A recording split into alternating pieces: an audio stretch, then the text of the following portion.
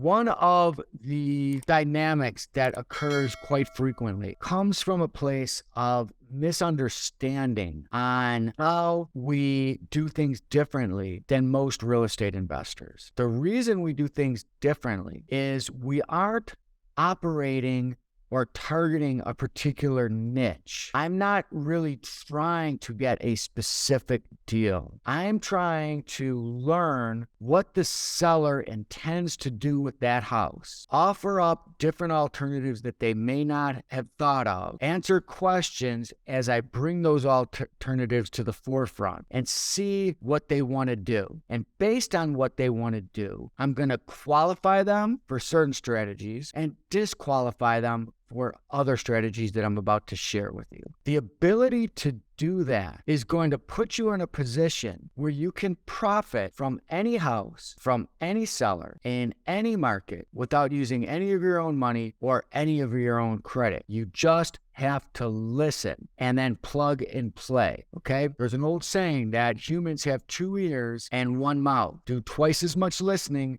as talking. Obviously, advice that I don't take, but advice that I will still give. Do twice as much listening as talking, and particularly when you're dealing with these real estate sellers, because the simple fact of the matter is that that seller is going to do one of the things that I'm going to present to you here tonight. Now, that doesn't mean they're necessarily going to do business with you, but they are going to do one of the things that we can service, either as an investor, as a buyer, or as a realtor if we have a realtor license, or if we don't have a realtor license, there's still a way to conduct the transaction where they get what they want from an owner-occupant retail buyer. And there's also the opportunity for us to have realtors on our team where we can still benefit from helping this seller out. So when you understand this from a 30,000-foot view perspective, you realize that when I pick up that phone and I get that seller on the line, ultimately they're going to do one of the things that I can help them with, which allows me to lay back a little bit, be more consultative in my approach, help them understand the different possibilities. And through that interaction,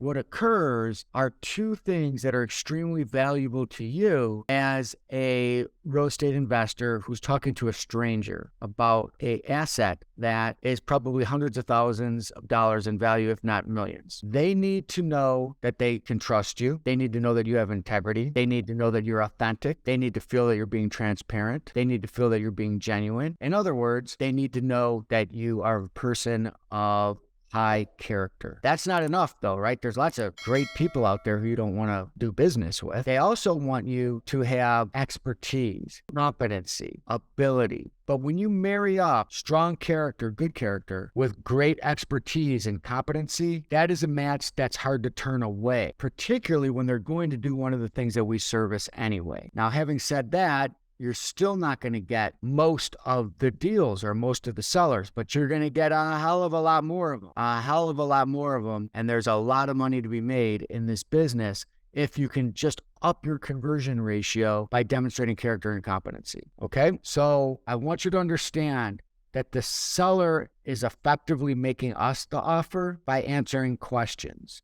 And we're going to plug them into the right slot. It flips the script from us going after something with them. The reason I say the script needs to be flipped is it's very often that people will message me, people even in this program will message me with, look at this listing on Zillow. Do you think I should go for it? What should I offer the seller? Well, I have no idea what you should offer the seller. You have to call the seller and ask them what they're willing to do. You have to learn all these structures. You have to learn the approach. You have to learn the dialogue, the objection handling, and then take the seller through that prism, take them through that education and learn what they're willing to do. Fill out a deal evaluation form. These are just questions and answers. You don't have to be persuasive. We're just trying to get the answers to questions. When we have the answers to all the questions that are on the deal evaluation form, we can figure out where to plug them in, and then we can get that deal. So folks, that's what we're trying to accomplish here. Okay, we got to get our education in our brain on how to do the deals and how to talk to the sellers, and then we have to execute the conversation with the seller so that we can fill out the deal evaluation form. That deal evaluation form is going to determine what we're going to do. And it also enables me to help you as best as I possibly can.